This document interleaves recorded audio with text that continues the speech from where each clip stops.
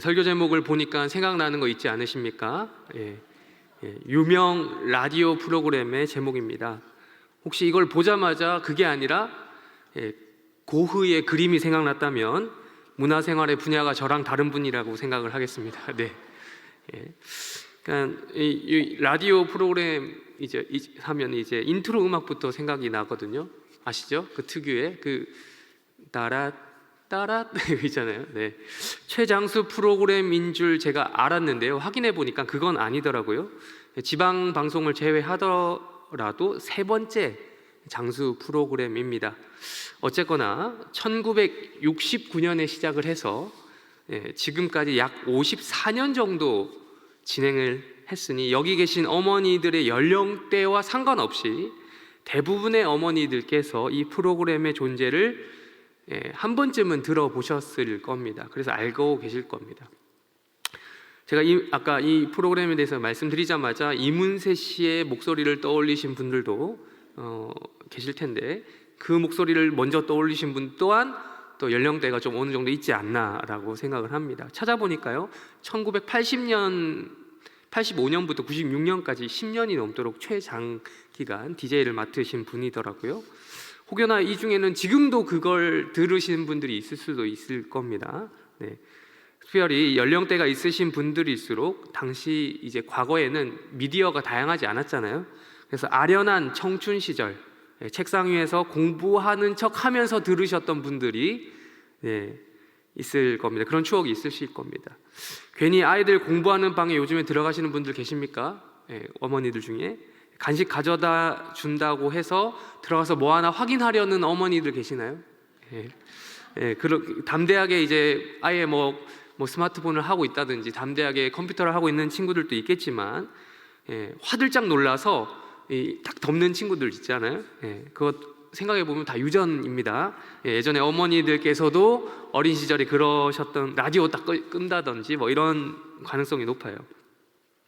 이렇게 우리들의 아련한 추억 속에는 이제 특별히 밤 시간대에 이루어지는 일들이 많이 있어요. 이런 라디오 청취뿐만 아니라 여러 가지 추억들을 보면요. 그런데 우리 아이들은 별이 빛나는 이 밤에 무엇을 하고 있나요? 별이 빛나는 밤에도 별을 제대로 보지 못하고 수능이 끝났는데도 이제 내년을 수능과 관련 없이 또 내년을 위해 또 공부하는 친구들이 있을 거고, 혹은 취업을 위해서 이 방 안에서 혹은 뭐 어디 고시원이나 뭐 어디 뭐 학원이나 이런 데 가서 공부를 하고 있거나, 직장인의 경우 야근을 하는 경우도 있을 겁니다. 그렇게 말씀드리고 보니까 얼마 전에 수능이 끝났죠. 아이들이 많이 수고하고 고생을 했습니다. 요즘에도 야자라는 게 있을지는 모르겠지만 야간 자율학습 있죠. 혹은 학원에 다니면서 밤늦게까지 공부한다고 고생하다가 집에 늦게 들어오던 아이들이 이제 수능이 끝났으니 이제 좀 집에서 편히 쉬나 했더니 이제는 밤늦게 들어오는 이유가 달라졌죠. 놀러 다닌다고 밤늦게 들어오는 겁니다. 그러니까 집에 늦게 들어오는 건 엄마 입장에서 별 다를 바 없는 거죠.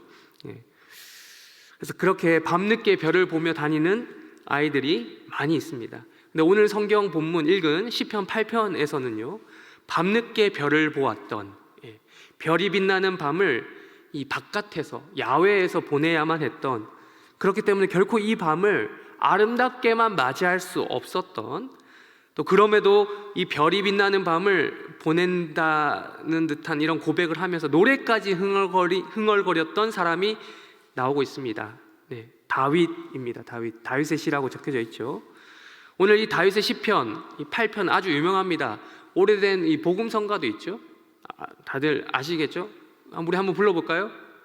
여호와 우리 주여, 주의 이름이 온 땅에 어찌 그리 아름다운. 여기까지 많이 아시네요. 그래도 이따가 부를 거거든요. 그래서 한번 테스트 해봤습니다. 이따가 부를 거라서 너무 모르시면 또 혹시나 너무 오래된 거라. 시편 8편을 배경에 대한 이런 아무런 이해 없이 그냥 읽어보면 상당히 이제 좀 나이브하다 할까요? 소박하고 좀 천진난만하게 읽힐 가능성이 높습니다. 우리가 이제 예전에 이제 학창 시절에 문학 배우잖아요. 문학에 대해서 배울 때 표현대로 하자면 이걸 목가적이고 전원적인 그런 시로 읽을 수 있습니다. 하나님이 자연 만물을 지으셨다. 그 중에서도 인간을 지으셨다. 그 중에 내가 있다. 뭐 이런 거죠. 뭐 그게 틀린 말은 아니지만 그게 이제 이 시를 좀 단편적으로만 볼 수 있는 거죠. 보게 되는 거죠. 다윗이 지금 이 시를 지을 때 어디 뭐 평온하게 어디 여행이라도 가서 밖을 나가가지고 자연 만물을 즐기면서 야외에 나와서 그런 영감이 막 떠올라서 쓴 그런 시가 아니라는 거죠. 찬송가로 치자면 뭐 창조주 하나님의 놀라움을 찬양하는 주 하나님 지으신 모든 세계 뭐 이런 그런 분위기가 아니라는, 그거와는 좀 거리가 있어 보인다는 거죠. 다음 도대체 어떤 상황에서 이 시를 지었는가? 저는 두 가지 상황 정도로 예상해 볼 수 있는데요. 예상하는데요. 하나는 사무엘하 22장 전후로 해서 다윗이 젊은 시절 사울에게 쫓겨 다닐 때, 도망자 생활을 할 때였고요. 또 하나는 다윗이 자기 아들 압살롬에 의해서 도망 다니던 때, 도망자 생활을 하던 때입니다. 둘 다 사실은 뭐 대상만 다르지 똑같은 거죠. 개인적으로 저는 사울에서 도피하던 때가 아닌가라고 생각을 해보지만 뭐 정확히 어느 때인지는 알 수가 없고요. 어쨌든 도망자 생활을 할 때라는 측면에서 보면 비슷한 상황이었습니다. 그런 상황 속에서 이 시가 나왔다라는 거죠. 그러니까 이 시를 지은 다윗의 상황은요, 결코 자연 만물을 있는 그대로 보고 시적 감성이 막 충만해져서 그렇게 지은 시가, 그런 평안한 상태에서 지은 시가 아니라는 거죠. 살 떨리는 추격전 속에서 어떻게 해서든 조금이라도 더 자기를 쫓아오는 추격 군인들의 그런 걸 피해서 더 잘 숨어 있어야만 했던 그런 급박한 순간이었다라는 거죠.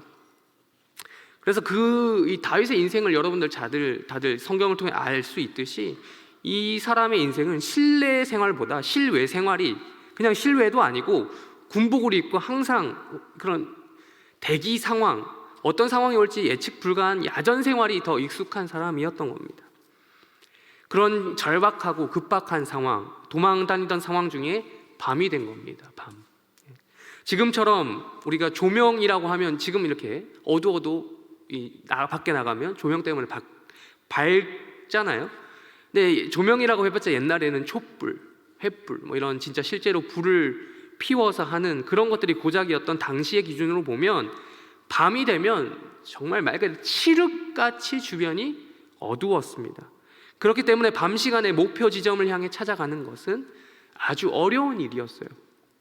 간혹 전쟁에서 이 야간 기습 작전이 실행되기도 했지만 그것도 상대가 어디 있는지 정확히 알 때나 가능했던 일이고요. 그래서 횃불 가지고 이스라엘 전 그 국토를 추적한다거나 누가 있는 곳을 찾아 이동한다는 것은 거의 불가능합니다. 그래서 밤이 되면 낮에 그렇게 발바닥에 땀나도록 도망을 하던 다윗도 조금이나마 안심할 수 있는 시간이었던 겁니다. 이 고요한 밤에 다윗은 그냥 극심한 피로 속에서 지친 몸을 이끌고 그냥 바로 자지 않았어요. 많이 피곤했겠죠. 그러나 바로 자지 않았어요. 하루 종일 생사를 다투는 극심한 긴장 속에 있었으면 당연히 바로 골아 떨어져도 이상하지 않을 텐데 그러지 않았던 겁니다. 우리 1절 다시 한번 읽어보겠습니다. 1절 여호와 시작. 여호와 우리 주여, 주의 이름이 온 땅에 어찌 그리 아름다운지요, 주의 영광이 하늘을 덮었나이다. 아멘. 여호와 우리 주여라고 하고 있어요. 나의 주여가 아니라. 우리 다윗의 시편을 다들 아시는 분들 아시겠지만 나의 하나님, 나라는 표현을 많이 쓰거든요. 근데 여기 보면 우리라는 표현을 쓰고 있어요. 그러니까 그것으로 보아 지금 혼자 도망하고 있던 상황은 아닌 것 같습니다. 혼자가 아니에요. 함께 도망 다니던 무리가 있었던 거죠. 근데 군중 속의 고독이라는 말 들어보셨죠? 다윗은 자기와 함께하는 자들이 있었지만 그들이 함께하는 그것만으로는 위로받을 수가 없었던 겁니다. 그에게 가족이 없었던 것이 아니거든요. 그럼에도 그는 고독했어요. 그것에 만족할 수 없었습니다. 그래서 함께한 무리들이 다 자고 있는 그 순간에도, 그렇게 피곤한 중에도 혼자 조용히 밖을 나와 이 고요한 시간을 이용해서 하나님과 교제하는 기도 시간으로 보내려고 하는 겁니다.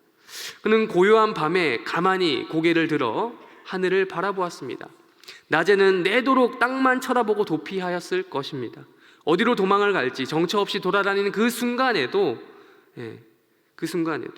이 땅에 발붙일 곳이 있는지만 생각하고 돌아다녔을 겁니다.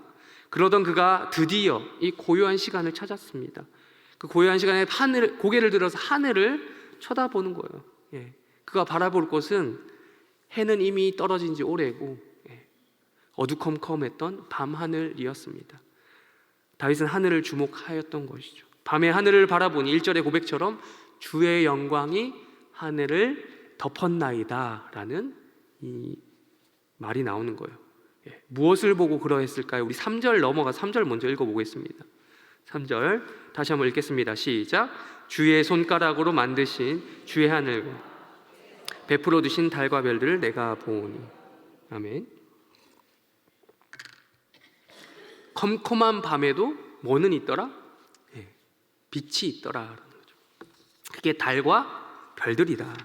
그 달과 별들을 보고 하나님의 영광이 그 찬란함 속에 녹아들어 있다라는 것을 보고 경탄하게 된 겁니다.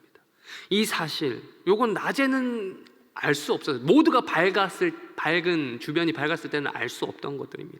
땅만 보면서 어디로 피해야 될지만 돌아다닐 때는 그걸 못 봤던 거죠. 자기만 보였을 겁니다. 다 보이는데 자기만 보이는 거예요. 다 보이는데. 그때는 자기 목숨 어떻게 해서라도 어떻게 부지할까?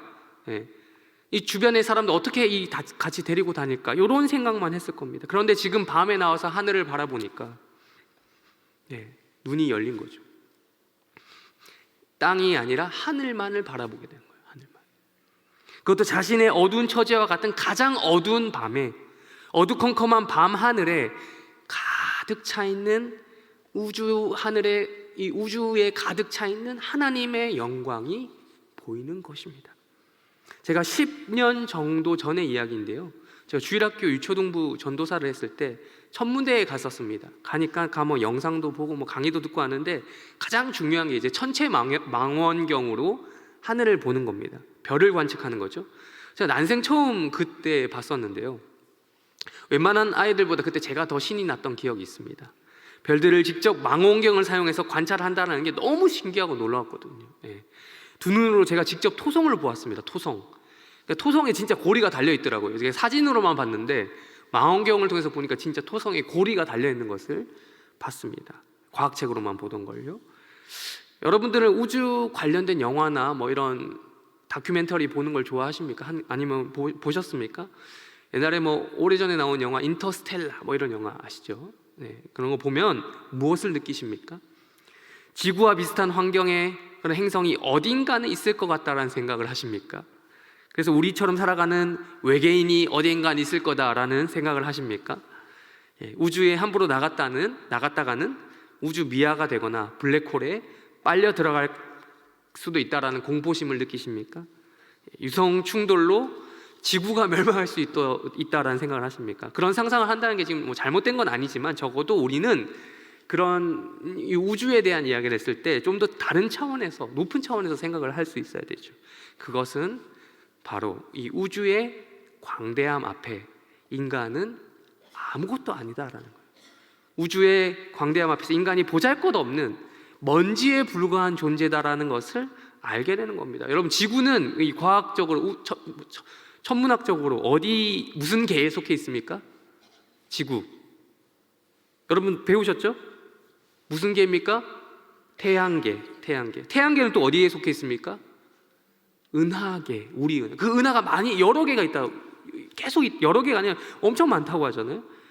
우리 은하, 수많은 은하 중에 하나가 우리 은하예요. 붙일 게 없어서 우리 은하라고 불러요. 우리 은하. 그렇게 우주는 끝없이 넓어 보입니다. 근데 이거는 불신자도 느끼거든요. 우리 기독교인들은 한 단계 점프해서 생각할 수 있어야죠. 우주의 광대함만을 느끼고 끝날 게 아니라 그 광대함 속에서 더 광대하신 분을 발견할 수 있어야 되는 겁니다. 이 우주도 결국 하나의 피조물인 거죠.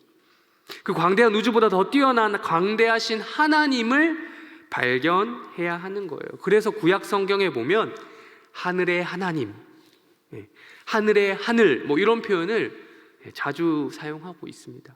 오늘 본문에서 다윗은 어두컴컴했던 밤처럼 어두워서 한 치 앞을 볼 수 없었던, 알 수 없었던 자기 인생의 시간 속에서 밤하늘 속에 그 빛나는 별들과 그 달을 통해서 그 별들과 달을 만드신 하나님, 그 별들과 달들보다 더 훨씬 더 빛나는 그 하나님의 영광을 볼 수 있습니다.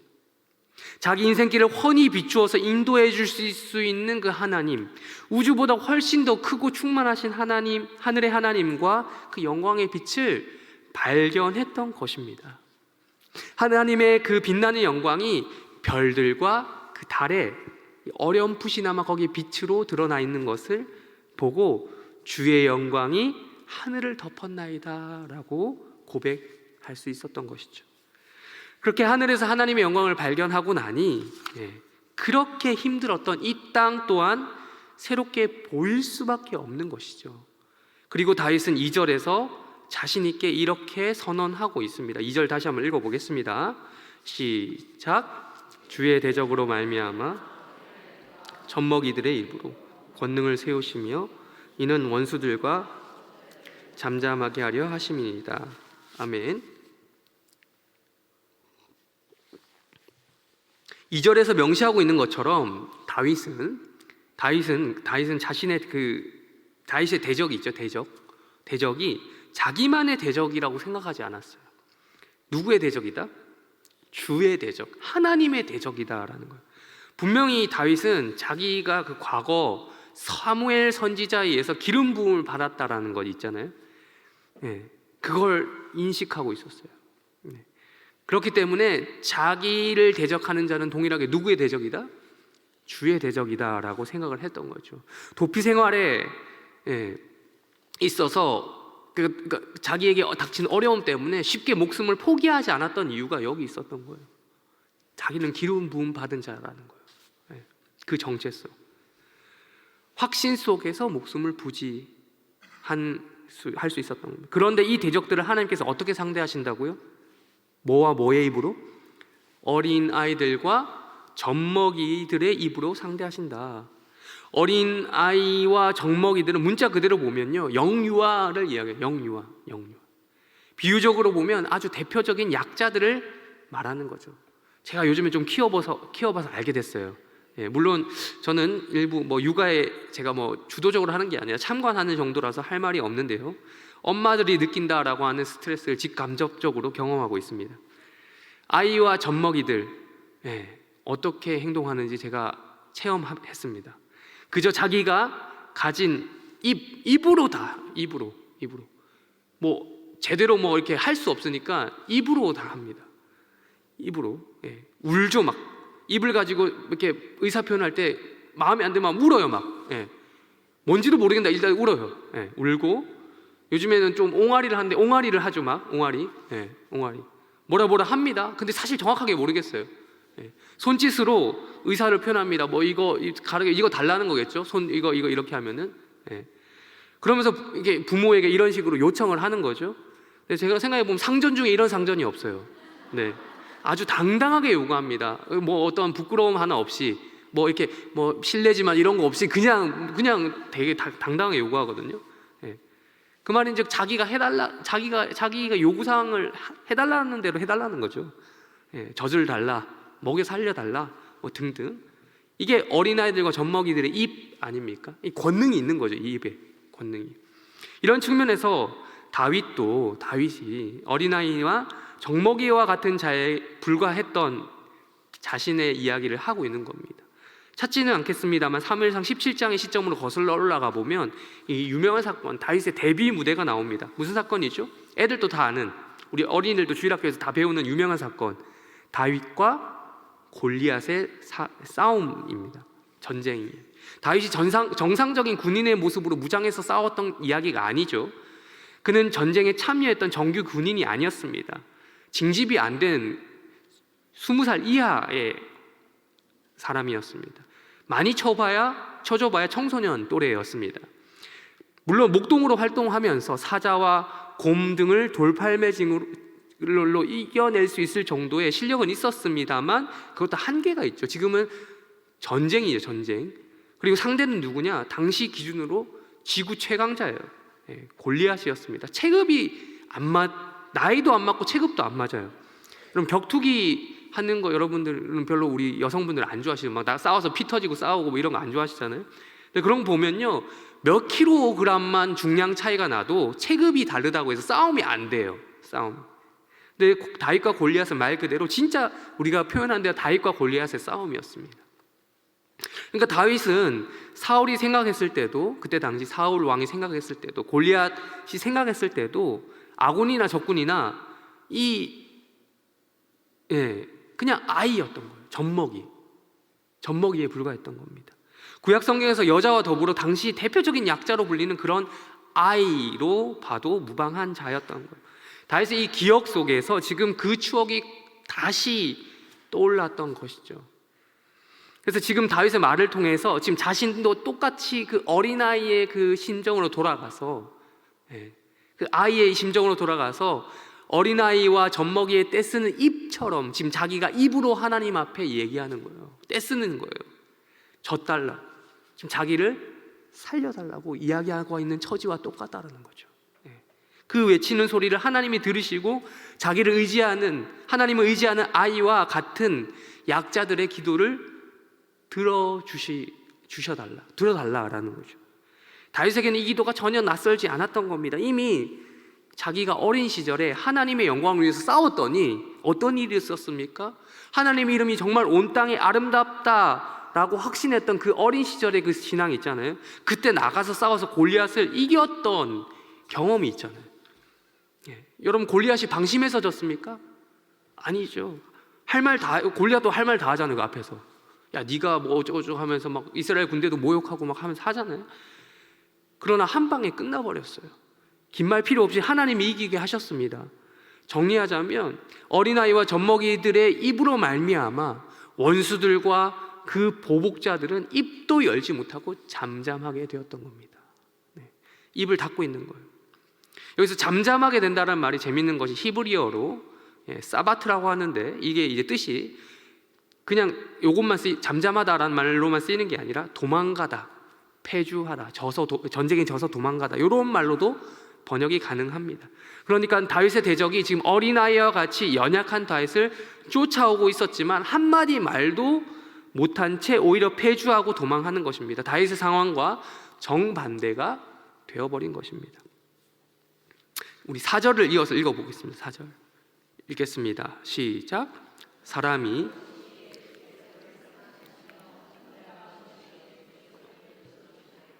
다윗은 이제 하나님을 향한 믿음의 고백을 이어서 하는 겁니다. 하나님이 대적을 이기신다는 확신이, 그리고 하나님이 이 광대한 우주보다 더 광대하신 하나님이라는 것을 우주에서 바라봤을 때 먼지보다 더 작은 생물체에 불과한 인간, 그 인간들 중에서도 지금 나는 쫓겨다니는 인생에 불과한 자기 자신을 하나님이 생각하고 계신다는 것이에요. 이런 묵상을 하였을 때 나오는 이 한마디가 이거라는 거예요. 사람의 존재는 무엇입니까?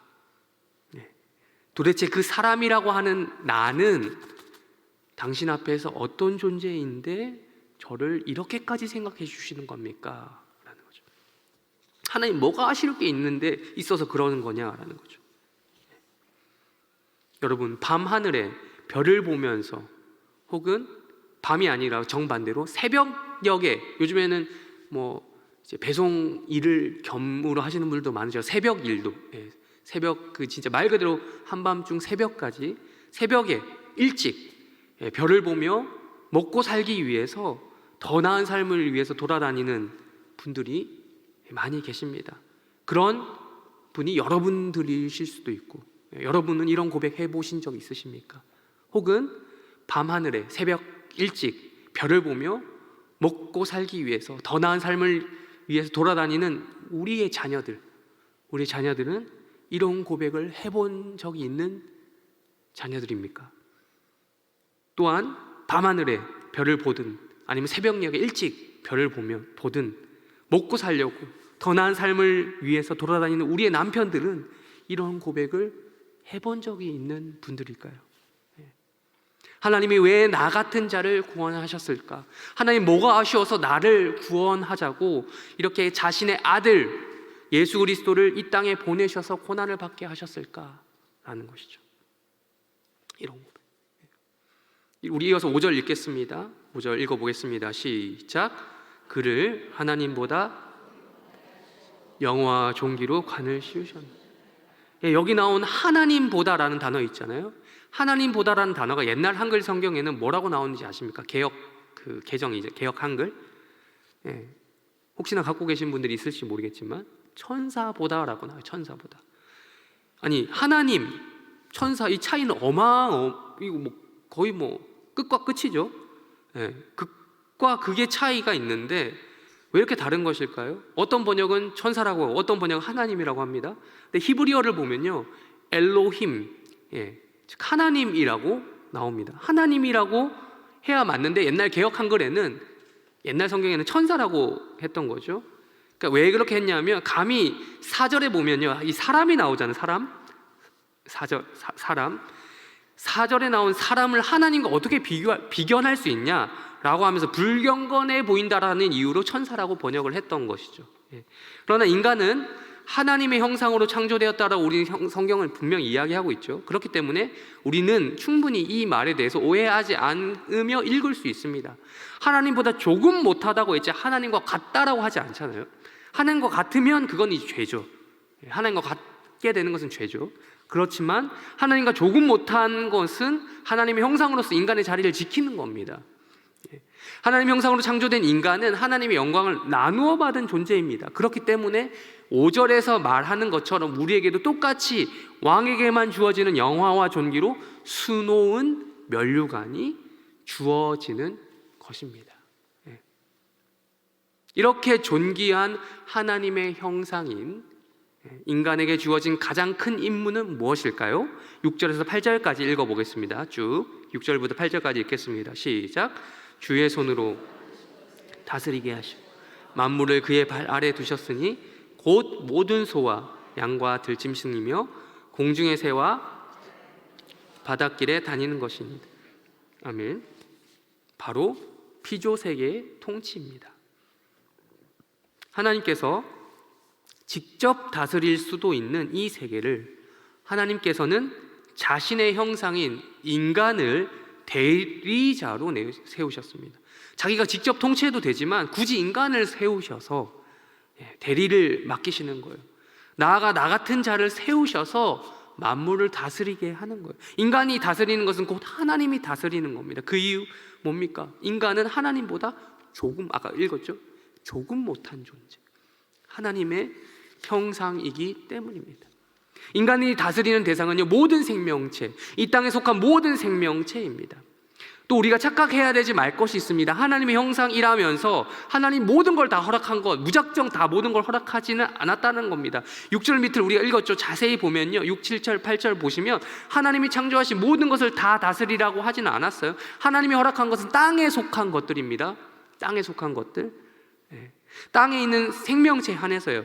성경에서 구약의 창세기에 보면 5째 날과 6째 날에 만드신 피조물을 구체적으로 언급해 줍니다. 그리고 하늘은 엄연히 누구의 것입니까? 하나님의 것이에요. 이것은 일종의 선악과도 같은 영역입니다. 선악과와 같은 영역, 인간에게 허락하지 않은 영역입니다.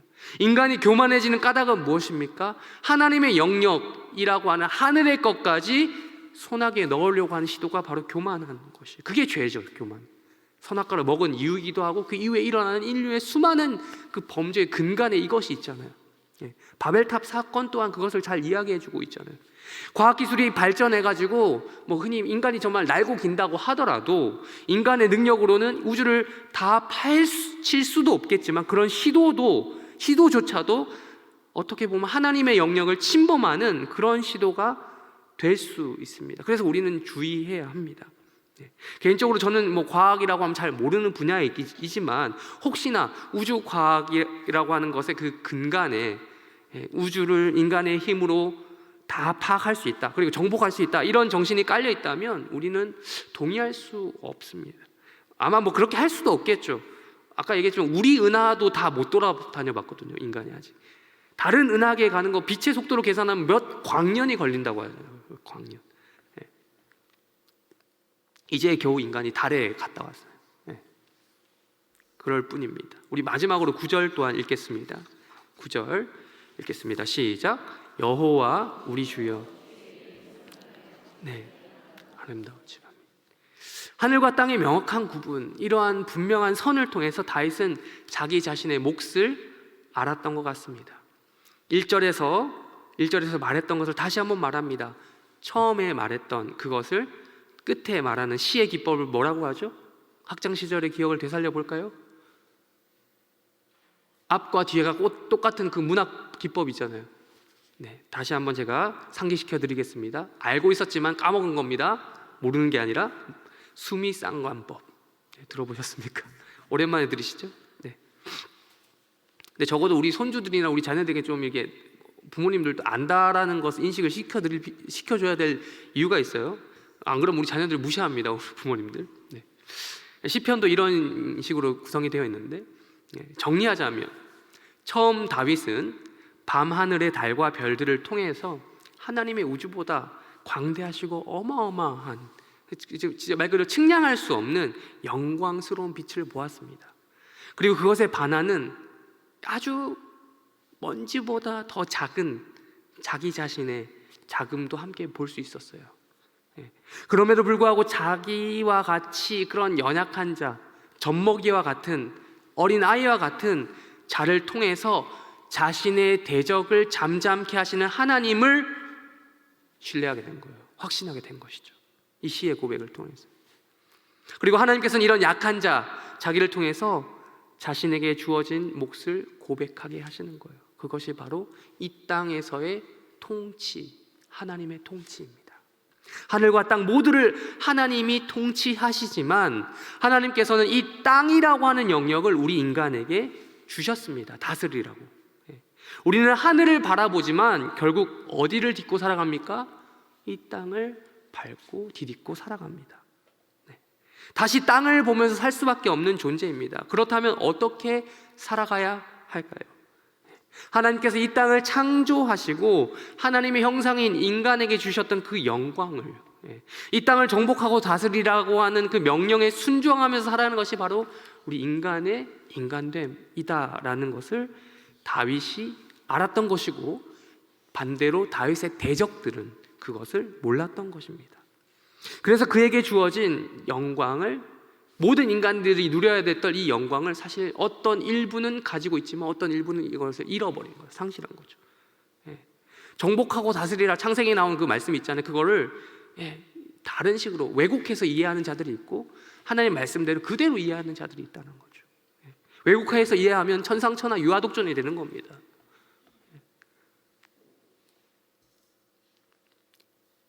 다윗의 대적은 이 땅을 조화롭게 통치하고 다스리는 그 직무를 버린 것이나 마찬가지죠. 이 땅에 피를 흘리는데 혈안이 되어버린 것이죠. 그러나 다윗은 하나님의 뜻을 알았습니다. 하나님이 인간을 세우시고 특별히 이스라엘 왕을 세우신 목적은, 자기를 세우실 목적은 다름이 아니라 이 땅을 잘 하나님의 뜻에 따라 다스리는 것, 통치하는 것, 그리고 그러므로 말미암아 하나님의 뜻이 실현되는 것, 율법의 정신이라고 할 수 있는 하나님의 공의와 사랑이 땅 가운데 실현되는 것. 다윗은 이 이상을 바라보고 본격적으로 시작도 안 되었던 통치, 그 이스라엘 나라를 향해서 하나님 나라를 꿈꿀 수 있었던 겁니다. 그래서 이 영광을 바라보았던 다윗은 이렇게 고백하며 이 시를 마무리한 거예요. 첫 번째 고백했던 것처럼 여호와 우리 주여, 주의 이름이 온 땅에 어찌 그리 아름다운지요. 설교를 정리하면서 우리 어머니들께 물어보려고 합니다. 우리들은 어떠한가요? 우리 어머니들, 우리 자녀들, 우리 남편들 어떠합니까? 혹시 다윗을 쫓는 대적과 같지 않을까요? 우리는 사울이 되면 안 된다, 압살롬이 되면 안 된다라는 것을 성경을 읽으면서 많이 알고 있습니다. 이렇게 이런 인생이 되면 안 되지. 그들의 비참한 최후를 우리가 알지 않습니까? 그렇게 되면 안 되는 거죠. 또한 우리는 그렇지 않더라도 우리 자녀들과 남편들이 그런 인간들이 되면 안 되죠. 그렇죠. 되게 하면 안 되는 것이죠. 원래 하나님의 형상으로 만들어진 인간, 그 인간에게 주어진 명령이 있는데 이 땅을 함께 잘 다스리라고 하는 이 본분을 상실하고 다른 이의 피를 찾아 이 땅에 흘리려 하는 것은 아닌가 항상 우리는 살펴봐야 되는 거예요. 혹시나 그런 마음을 품었다면 그것이 중단될 수 있도록 기도하셔야 됩니다. 중단하도록 강하게 때로는 말씀도 하실 줄 아셔야 됩니다. 하나님께서 그런 자들을 이 말씀에서 이야기하는 하나님께서 그런 자들에게 친히 보수한다고 이야기하고 계시죠. 보복하신다고. 어린아이들과 젖먹이와 같은 그런 연약한 자들이 하나님께 그 입으로 고소할 것이기 때문입니다. 또한 우리는, 또 우리 남편은, 우리의 자녀들은 다윗이 하늘을 보기 전의 상태와 같지 않냐는지 확인해 볼 필요가 있습니다. 어려운 현실 속에서 땅만 쳐다보고 사는 인생이 아닌가 하는 거죠. 고개를 들고 하늘을 바라보라고 해야 돼요. 우리가 그래요. 고개를 들고 하늘을 바라본 인생이 되어야 되는 거예요. 땅의 현실 속에 파묻히지 말고, 땅이 분명히 있지만, 땅의 현실이 존재하지만 땅의 현실 속에 파묻히지 말고 두더지처럼 땅 속으로 파고 들어가지 말고 잠깐 멈춰서 잠깐만 우리 하늘을 보자 라는 거예요. 야근하고 들어오는 우리 남편들, 야자하고 들어오는 우리 아들들, 밤늦게 그냥 오지 말고 들어오면은 데리고 나가서 우리 밖을 보는 거예요. 밤에 하늘 별 보자 이러면서. 갑자기 그러면 정신 나갔다 이럴 수도 있겠지만 진짜 그걸 보면서 이 말씀을 나누는 거죠. 밤하늘을 보면서 새벽녘에 일찍 나와서 밤하늘을 보면서 수많은 별들과 달을 보면서 하늘의 영광을 바라보자라는 거예요. 우주의 광대함, 그 광대함보다 훨씬 더 크신 하나님을 묵상하자라고 권유하실 수 있어야 되는 거예요. 별이 빛나는 밤에. 그리고 하나님께서 어린아이와 젖먹이와 같이 연약한 우리를 기억하신다라는 것을 함께 나누는 거예요. 그리고 마지막으로 말씀을 정리하고 마치려고 합니다. 우리 스스로도 자신에게 확신이 없는 그런 상황이 있습니다. 그런 상황 속에서도 하나님이 우리를 생각하신다, 나를 생각하시고 우리 자녀들을 생각하시고 우리 남편들을 생각하신다라는 것을 그걸 생각하시고 돌보신다라는 것도 기억하시기를 바랍니다. 또 우리 하나님께서 우리를 우리보다 조금 못한 존재다라고 아까 여겨주신다고 말씀드렸죠. 그것도 기억하시기 바랍니다. 그리고 다시 우리를 땅으로 시선을 돌리게 하셔서 그 땅으로 다시 한번 나아가게 하신다는 것도 우리가 기억해야 됩니다. 땅을 향하여 정복하라, 다스리라 라고 말씀하신 것을 우리가 순종하며 살아가야 되는 것이죠.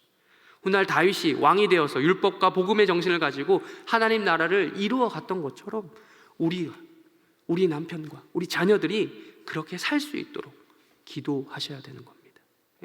우리도 그래서 우리 가정이 우리가 속한 자리에서 우리의 영역에서 하나님 통치가 온전히 이루어질 수 있도록 그렇게 기도하시기를 바랍니다. 이를 발견한 모든 사람들은 함께 이렇게 노래할 겁니다. 우리 마지막으로 9절 다시 한번 읽고 마치겠습니다. 시작. 여호와 우리 주여, 주의 이름이 온 땅에 어찌 그리 아름다운지요. 아멘. 우리 다 함께 찬양 부르겠습니다.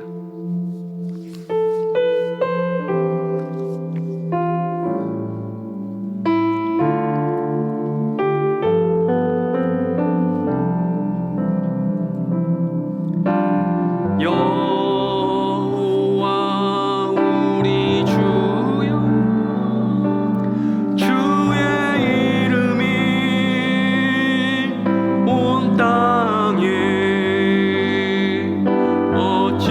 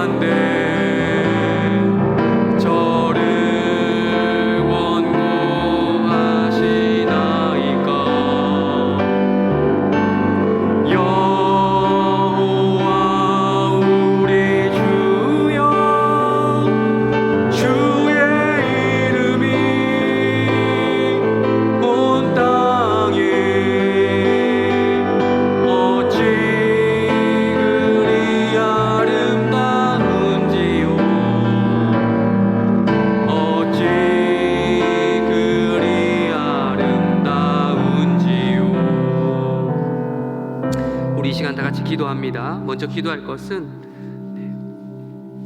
우리의 어두운 상황을 놓고 기도하겠습니다.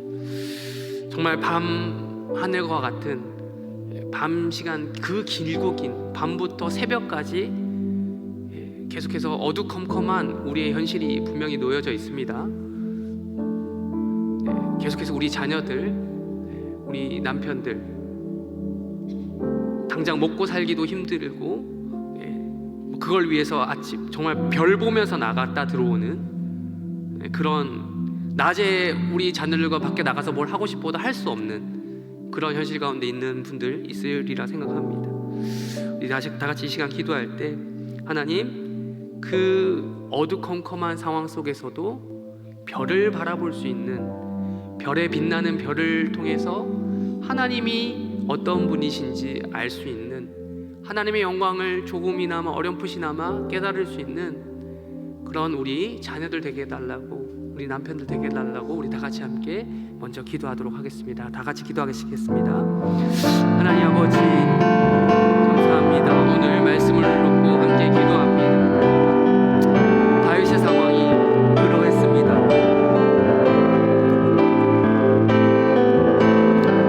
어두컴컴한 밤 하늘 속에서 새벽녘 일찍 나갔다가 밤늦게 들어오는 우리 남편들, 우리 자녀들처럼 항상 별을 보며 돌아다니는 그들이지만,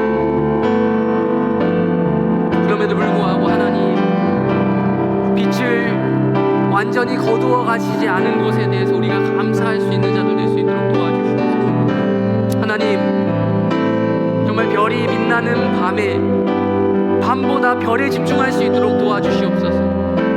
밤하늘보다 작지만 강력한 그 빛, 달과 별들을 보며 기뻐하게 하여 주시옵소서. 그 달과 별들의 그 영광을 통해서, 그 빛을 통해서 더 크게 빛나는 하나님, 광활한 우주이신 그 하나님의 그 영광을 바라보는 자들 될 수 있도록, 우리 남편들과 우리 자녀들 될 수 있도록 도와주시옵소서.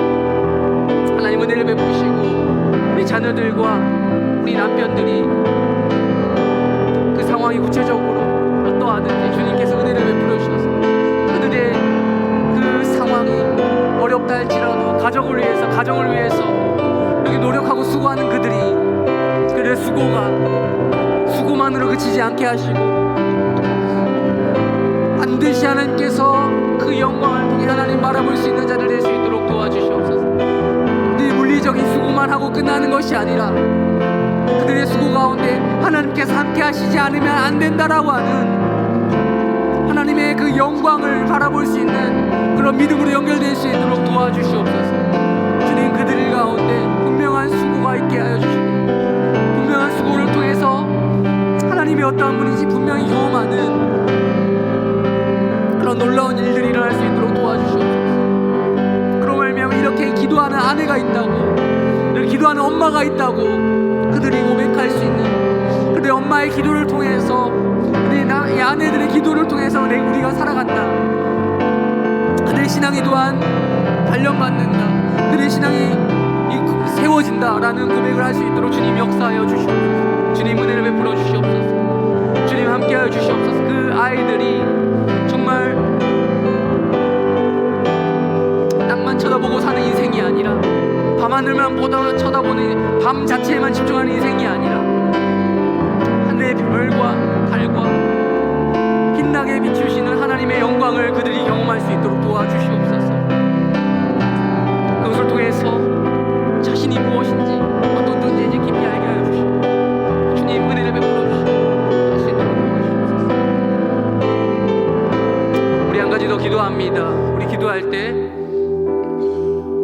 그것을 통해서, 달과 별들을 통해서 결국 하나님께서 자기를 생각하신다, 하나님께서 저를 돌보고 계신다라는 사실을 깨달을 수 있도록 기도합시다.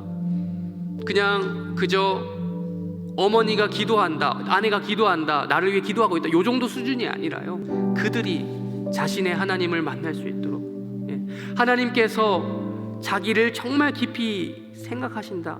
내가 그래서 아까 얘기했잖아요. 제가 물어봤잖아요. 어떻게 하나님이 내가 도대체 뭐길래 이렇게까지 생각하시나? 그냥 아내가 기도해주는 하나님 말고요. 엄마가 나를 위해 기도를 올려주는 대상인 하나님 말고 나의 하나님이 될 수 있도록 그것을 위해서 같이 기도합시다.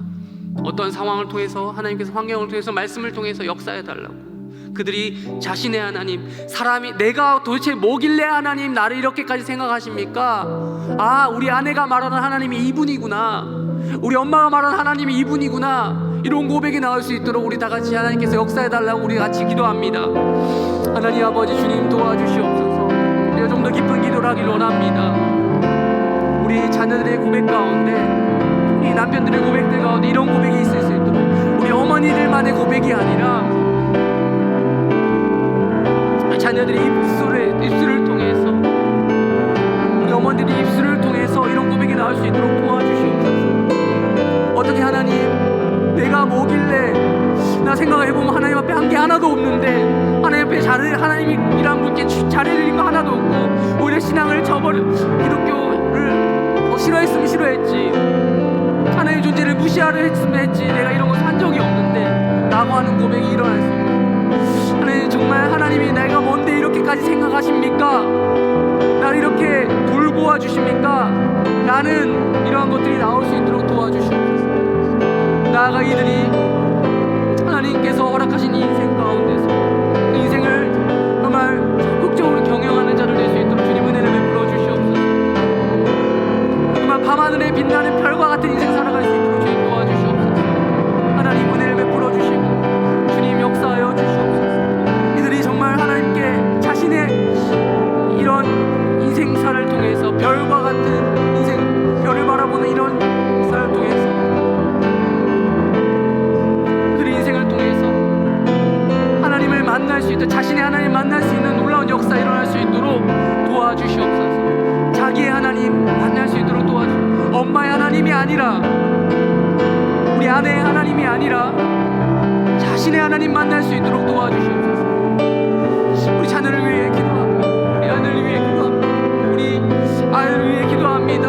하나님 아버지 역사해 주시고 은혜를 베풀어 주시옵소서. 주님 정말 우리의 하나님, 그 아이의 하나님, 간접적으로 아는 것이 아니라 자신이 직접 경험하고 자신이 직접 체험하는 그런 하나님,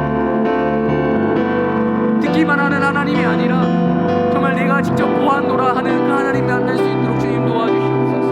주님 은혜를 베풀어 주시옵소서.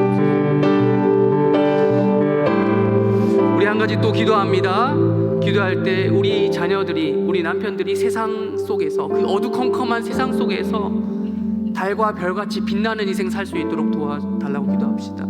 하나님, 이 어두컴컴한 이 세상 속에서 그들이 하나님을 만남으로 말미암아 세상에 살아갈 때에 달과 같이 빛나는 인생 살아갈 수 있도록 도와주시옵소서. 달을 지워버리는, 별을 끌어내리려고 하는 남의 피를 흘리는 이런 인생이 아니라, 대적처럼 쫓아다니는 그런 인생이 아니라,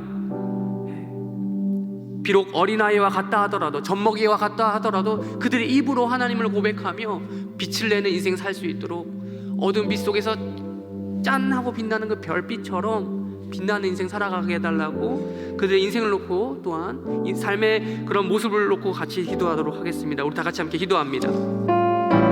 하나님 아버지, 우리 자녀들을 위해, 또한 우리 남편들을 위해 기도합니다. 그들이 밤하늘같이 빛나는, 밤하늘 가운데 빛나는 인생 살아갈 수 있도록 도와주시고, 정말 어두컴컴한 세상입니다. 죄악으로 가득 찬 세상입니다. 답이 없는 세상입니다. 정말 어둡습니다. 갈수록 죄는 관영하고, 갈수록 죄는 깊어져가고, 밤은 깊어져가고, 빛은 들어오지 않는 것 같은, 더욱더 빛은 사라져가는 것 같은 이 세상 살이를 우리가 주변에서 목격할 수 있습니다.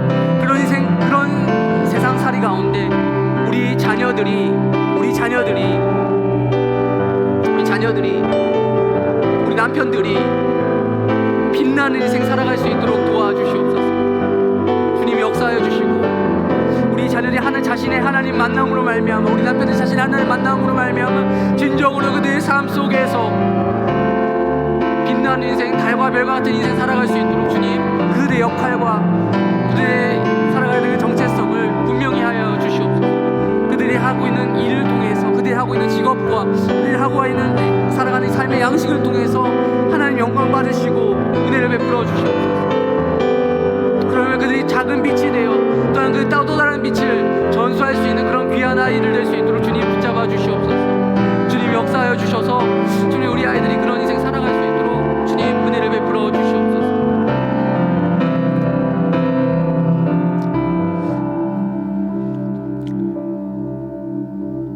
제가 기도하고 우리 담임 목사님께서 나오셔서 마무리 해주시겠습니다. 헌금을 위해 기도해 주시겠습니다. 네.